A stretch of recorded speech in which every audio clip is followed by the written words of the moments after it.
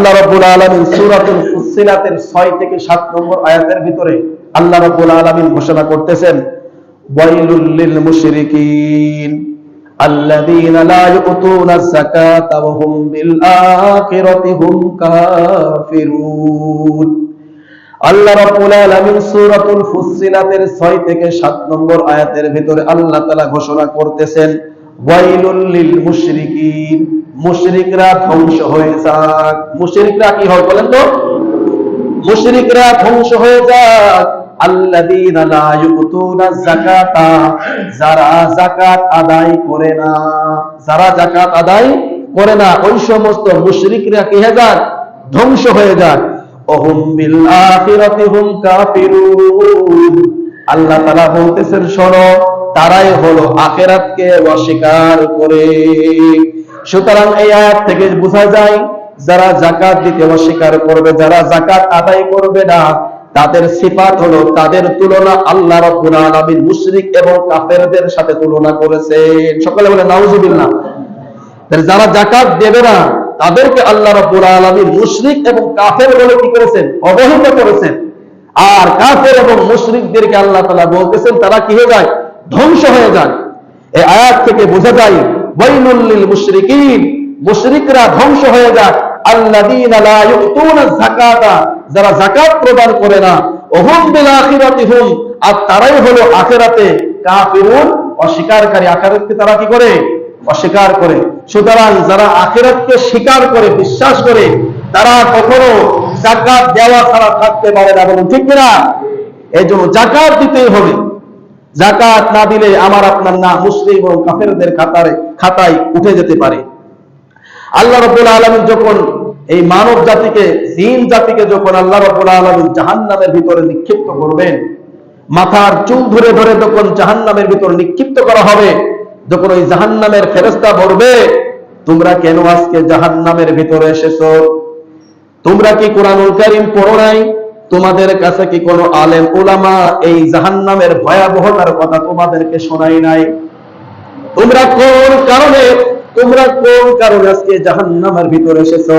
তারা বলবে, ক্বালু লাম নাকু মিনাল মুসাল্লিন, তারা বলবে, আমরা আজকে জাহান্নামের ভিতরে এসেছি কারণ আমরা মুসল্লি ছিলাম না, নামাজি ওয়ালা ছিলাম না।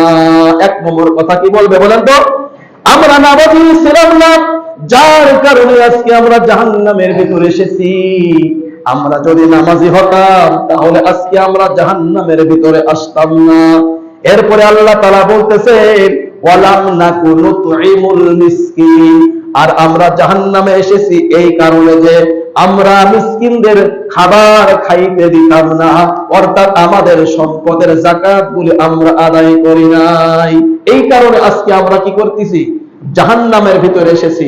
এই জন্য ভাইয়ের আমার, বন্ধুগণ আমার, আল্লাহ রাব্বুল আলামিন সূরাতুল মুদ্দাসসিরের 42 এবং 43 নম্বর আয়াতের ভিতরে আল্লাহ তাআলা উল্লেখ করতেছেন যে যারা জাহান্নামের ভিতরে যাবে, তাদেরকে জিজ্ঞাসা করা হবে, তোমরা কেন জাহান্নামে এসেছো? তখন তারা বলবে যে আমরা জাহান্নামে এসেছি কারণ আমরা দুনিয়ার ভিতরে মুসল্লি ছিলাম না, 5 ওয়াক্ত নামাজ আমরা আদায় করিনি এবং আমরা আমাদের সম্পদের যাকাতগুলি আদায় করিনি, যার কারণে আল্লাহ রাব্বুল আলামিন আমাদেরকে আজকেই জাহান্নামের ভিতরে আল্লাহ রাব্বুল আলামিন নিয়ে এসেছেন, জাহান্নামের ভিতরে আমাদেরকে ফেলে দেওয়া হয়েছে। এজন্য যদি কোনো ব্যক্তি সালাত আদায় না করে, নামাজ যদি কোনো ব্যক্তি আদায় না করে, যাকাত যদি কোনো ব্যক্তি প্রদান না করে, তাহলে সে অবশ্যই জাহান্নামের ভিতরে যাবে। আল্লাহ রাব্বুল আলামিনের ঘোষণা সূরাতুল মুদ্দাসসিরের 42 এবং 43 নম্বর আয়াতের ভিতরে আল্লাহ তাআলা এই ঘোষণা দিয়েছেন। নবী করিম সাল্লাল্লাহু আলাইহি ওয়াসাল্লাম থেকে একটি হাদিস পাওয়া যায়। হাদিসটি হলো সহিহ ইবনে হিব্বানের ভিতর আছে, 10 নম্বর খণ্ড 513 নম্বর পৃষ্ঠার ভিতর হাদিসটি উল্লেখ আছে। নবী করিম সাল্লাল্লাহু আলাইহি ওয়াসাল্লাম বলতেছেন, ওয়া আম্মা আউয়ালু সালাসাতিন ইয়াদখুলুনান নার, আল্লাহ রাব্বুল আলামিন জাহান্নামকে 3 শ্রেণীর লোক দ্বারা উদ্বোধন করবে। কয় শ্রেণীর লোক দ্বারা? বলেন কয় শ্রেণীর লোক দ্বারা? ওয়া আম্মা আউয়ালু সালাসাতিন, প্রথমেই 3 ধরনের লোককে দিয়ে আল্লাহ তাআলা জাহান্নাম উদ্বোধন করবে। 1 নম্বরে ইয়াদখুলুনান নার, যারা জাহান্নামের ভিতর প্রবেশ করবে। এক নম্বর ফাআমিরুন মুসাল্লিতুন, এক নম্বর হলো যিনি আমির থাকবেন। কি থাকবেন বলেন তো? রাষ্ট্রনায়ক যিনি থাকবেন, তাকে আল্লাহ রাব্বুল আলামিন সর্বপ্রথম জাহান্নামের ভিতরে কি করবে? ফেলাবে। কেন? তার দায়িত্ব যদি সে সঠিকভাবে আদায় না করে, তাহলে তাকে জাহান্নামের ভিতর আল্লাহ রাব্বুল আলামিন জাহান্নামকে উদ্বোধন করবে। দুই নম্বর হলো ওয়াজু সারওয়াতিন মিন মালিহি লা ইউদ্দি হাক্কাল্লাহ, এমন সম্পদশালী লোকদেরকে দিয়ে আল্লাহ তাআলা জাহান্নাম উদ্বোধন করবে, যাদেরকে আল্লাহ রাব্বুল আলামিন সম্পদ দান করেছিলেন। যাদেরকে আল্লাহ রাব্বুল আলামিন সম্পদ দান করেছেন, কিন্তু তারা সেই সম্পদের হক আদায় করেনি, যাকাত, ফিতরা, সদকা আদায় করেনি, তাদেরকে দিয়ে আল্লাহ রাব্বুল আলামিন জাহান্নামে সর্বপ্রথম তাদেরকে ফেলা হবে। এটা আমার কথা না, নবী সাল্লাল্লাহু আলাইহি ওয়াসাল্লাম বলতেছেন। নবী সাল্লাল্লাহু আলাইহি ওয়াসাল্লাম বলতেছেন, আল্লাহ নবী সাল্লাল্লাহু আলাইহি ওয়াসাল্লাম বলছেন ওয়াজু সারওয়াতিন মিন মালিহি, যাদেরকে আল্লাহ রাব্বুল আলামিন মাল দিয়েছেন, ধন সম্পদ দিয়েছেন, লা ইউদ্দি হাক্কাল্লাহ, তারা আল্লাহর হক আদায় করেনি। অর্থাৎ ওই যাকাতের ভিতরে, ওই মালের ভিতরে যে হক ছিল, সদকা ছিল, যাকাত ছিল, সেই যাকাত তারা আদায় করেনি। এই কারণে তাদেরকে কি করা হবে বলেন তো? জাহান্নামের ভিতরে নিক্ষিপ্ত করা হবে। তিন নম্বর শ্রেণীর লোক ওয়া ফাকিরুন ফুজুরুন, যাদের ধন সম্পদ আল্লাহ তাআলা দেয়নি, গরিব কিন্তু পাপাচার ছিল, পাপিষ্ঠ ছিল। কি ছিল বলেন তো? এই জন্য বড় লোক বাবাদেরও তো মাপের কোনো আশা নাই, ফকির হলেও কোনো কাম নাই। কিন্তু আসলে বড় লোক হোক আর ফকির হোক, যে হোক না কেন, আল্লাহর ভয় যদি ইসলাম অনুযায়ী মেনে চলে, তাহলে তার জন্যই হলো কি সফল কাম। আল্লাহ নবী সাল্লাল্লাহু আলাইহি ওয়াসাল্লাম সুসংবাদ দিয়েছেন। এই জন্য তিন নম্বর লোক হবে যারা ফকির, যারা দারিদ্র, কিছুই থাকবে না, কিন্তু অশ্লীল কাজে লিপ্ত থাকবে, গুনাহের কাজে লিপ্ত থাকবে, পাপাচারে যারা লিপ্ত থাকে, এদেরকে দিয়ে আল্লাহ রাব্বুল আলামিন জাহান্নাম উদ্বোধন করাবে। তাহলে এক নম্বর হলো আমির, যারা তাদের দায়িত্ব পালন করে না। দুই নম্বর হলো ওই সম্পদশালী, যারা তাদের সম্পদের হক আদায় করে না। তিন নম্বর ওই গরিব, যে গরিব পাপিষ্ঠ। এই তিন শ্রেণীর লোক দ্বারা আল্লাহ রাব্বুল আলামিন জাহান্নামকে কি করবেন? উদ্বোধন করবেন। সর্বপ্রথম এদেরকে আল্লাহ রাব্বুল আলামিন জাহান্নামের ভিতর দিবেন। এই হাদিসটি সহিহ ইবনে হিব্বানের ভিতর আছে। এই জন্য ভাইরা আমার, বন্ধুগণ আমার, আমরা যাদের সম্পদ আছে অবশ্য আমরা যাকাত আদায় করার চেষ্টা করব। রাজি আছেন তো ইনশাআল্লাহ? এরপর আল্লাহ রাব্বুল আলামিন বলতেছেন, দেখেন আল্লাহ রাব্বুল আলামিন সূরাতুল আলে ইমরানের 180 নম্বর আয়াতের ভিতর আল্লাহ তাআলা বলতেছেন, কঠিন একটা আয়াত আল্লাহ রাব্বুল আলামিন বলতেছেন, দেখেন ওয়ালা ইয়াহসাবান্নাল্লাযীনা ইয়াবখুলুনা বিমা আতাহুমুল্লাহু মিন ফাদলিহি হুয়া খায়রুল লাহুম বাল হুয়া শাররুল লাহুম। আল্লাহ রাব্বুল আলামিন সূরাতুল আলে ইমরানের 180 নম্বর আয়াতের ভিতর আল্লাহ তাআলা ঘোষণা করতেছেন, ওয়ালা ইয়াহসাবান্নাল্লাযীনা ইয়াবখুলুনা বিমা আতাহুমুল্লাহু মিন ফাদলি। আল্লাহ রাব্বুল আলামিন যাদেরকে অনুগ্রহ করে সম্পদশালী করেছেন, যাদেরকে আল্লাহ রাব্বুল আলামিন সম্পদ দিয়েছেন, সম্পদ দেওয়ার মালিক কে বলেন তো? জোরে বলেন কে? আল্লাহ যদি সম্পদ না দিতেন, আমরা সম্পদশালী হতে পারতাম? মুহূর্তের ভিতরে আল্লাহ রাব্বুল আলামিন আপনাকে ফকির বানিয়ে দিতে পারে না পারে না? এমন একটা রোগ আল্লাহ রাব্বুল আলামিন মুহূর্তের ভিতর দিয়ে দিবে, লাখ লাখ কোটি কোটি টাকা খরচ হতে মুহূর্তের ভিতরে কিছুই টের পাবে না। অবশেষে বাড়ির ভিটা পর্যন্ত কি করে ডাক্তার খরচ দেয়, এমন সমাজের ভিতরে লোক আছে না নাই বলেন তো? আছে। কোটি কোটি ছিল, মুহূর্তের ভিতরে আল্লাহ রাব্বুল আলামিন ফকির বানায় দেয়। এই জন্য ভাইয়ের আমার, বন্ধুগণ আমার, সম্পদ দান করার মালিক কে বলেন? আল্লাহ। আল্লাহ রাব্বুল আলামিন বলতেছেন যে আল্লাহ তাআলা তোমাকে দয়া করে, মায়া করে, অনুগ্রহ করে তোমাকে সম্পদ দান করেছে।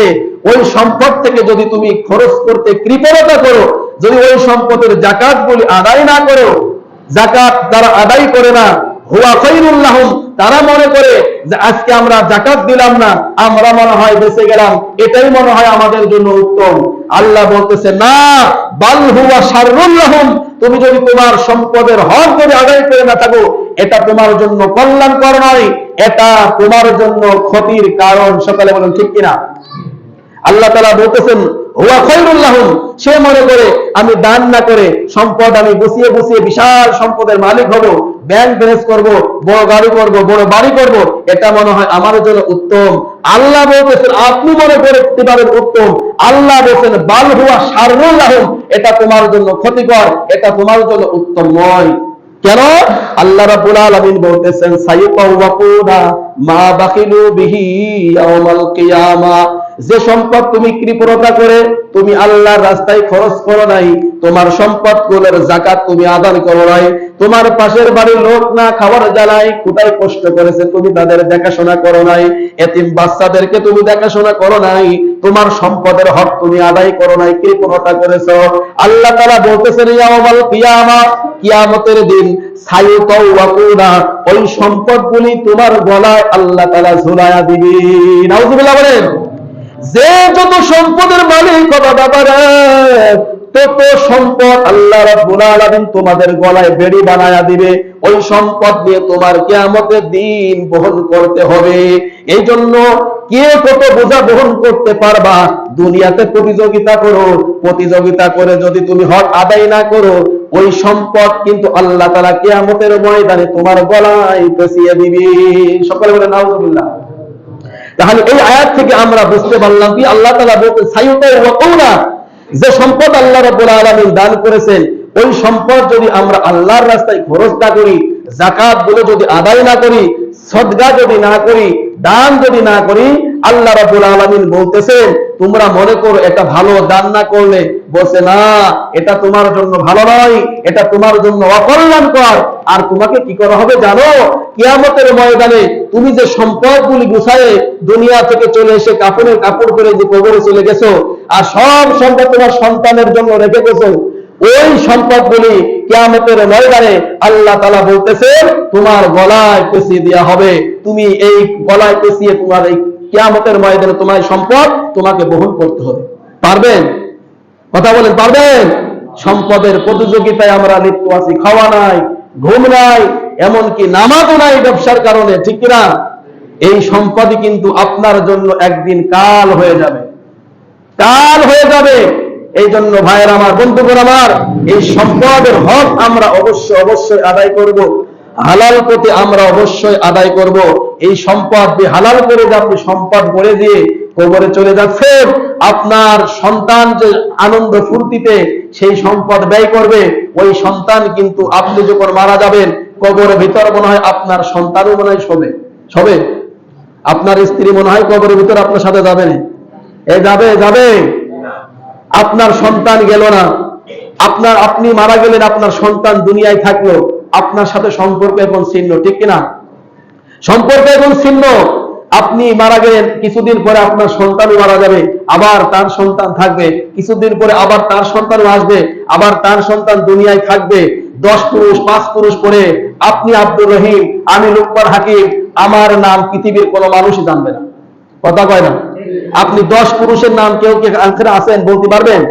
তাদের জন্য অন্তরে মায়া আপনার অন্তরের ভিতরে আছে? সত্যি কথা বলেন, অন্তরের ভিতরে তাদের জন্য মায়া নেই। আপনি একদিন 10 পুরুষ যাবেন না? তা খামাখা এই যে অবৈধ ইনকাম করে, অবৈধ টাকা রোজগার করে হাজার কোটি টাকার পাহাড় বানিয়ে যাওয়া, এটা আমাদের কি দরকার ছিল বলেন? অবৈধ পথে নিজের বিবেকের কাছে প্রশ্ন করবেন। আমার দাদার এক সময় 100 বিঘে সম্পত্তি, 200 বিঘে সম্পত্তি ছিল, আমাদের পর্যন্ত আসে কিছুই নেই। 10 পুরুষ সারা জীবন কি কোনো মানুষ সম্পদ ধরে রাখতে পারে? কোনো ফ্যামিলি আছে না? হাজার ফ্যামিলি এমন আছে যারা পূর্বপুরুষ অনেক বড় লোক ছিল, অনেক সম্পদশালী ছিল, তারা এখন মানুষের বাড়িতে কাজ করে, এমন নজির আছে না নাই? আবার যাদের কিছুই ছিল না, আল্লাহ তাআলা হঠাৎ করে তাদের বড় লোক বানিয়ে দিয়েছেন, এমন বাবা যে দুনিয়ার ভিতরে আছে না নাই বলেন তো? আছে। তাহলে আপনি যে সম্পদ গড়ে গেলেন, ওই সম্পদ আপনার সন্তান যে ধরে রাখবে এর কোনো গ্যারান্টি আছে? তার সন্তান ধরে রাখলো, তার সন্তান কি ধরে রাখবে, এটা কোনো গ্যারান্টি আছে বলেন তো? তার জন্য কি করছেন বলেন? নিজের বিবেকের কাছে নিজে প্রশ্ন করবেন। প্রশ্ন করলে অ্যান্সার পেয়ে যাবেন। হয়তো দুনিয়া তো এই মসজিদ থেকে মনে হয় যে একটু ভালো হব, কিন্তু যেই মসজিদ থেকে বের হয়ে যাবে শয়তান অন্তরের ভিতরে বসে আছে, আবার কিন্তু শুরু করে দেয়। কথা বুঝছেন? কারণ শয়তান কসমই করেছে লাউযিয়ান্নাহুম আজমাইন। শয়তান আল্লাহর সম্পর্কে চ্যালেঞ্জ করে বলছেন, আল্লাহ লাউযিয়ান্নাহুম, আমি অবশ্যই তোমার এই বনি আদমকে আমি জাহান্নামের ভিতর নিয়ে যাবো, গোমরাহ করবো। কসম করেছে, ও শপথ করেছে, ও গ্যারান্টি দিয়েছে, চ্যালেঞ্জ করেছে আল্লাহর সাথে। এই জন্য ও তো ধোঁকা দেবেই। এই জন্য ওর ধোঁকা থেকে যারা বাঁচতে পারবে, আল্লাহ রাব্বুল আলামিন তাদেরকেই বলেছেন ইল্লা ইবাদাকা মিনহুমুল মুখলাসিন, একনিষ্ঠ যারা বান্দা তারা এই শয়তানের ধোঁকা থেকে বেঁচে থাকবে। যাই হোক ভাইয়ের আমার, বন্ধুগণ আমার, আমাদের যাদের সম্পদ আছে আমরা বেশি পরিমাণ আল্লাহর রাস্তায় খরচ করব। বিশেষ করে যাকাত যাদের আছে অবশ্যই মাল হিসাব করে করে যাকাত কিন্তু দিতেই হবে, এটা কিন্তু ফরজ ইবাদত। কথা কি বুঝছেন না বোঝেন নাই? এই জন্য আমরা সকলে যাকাত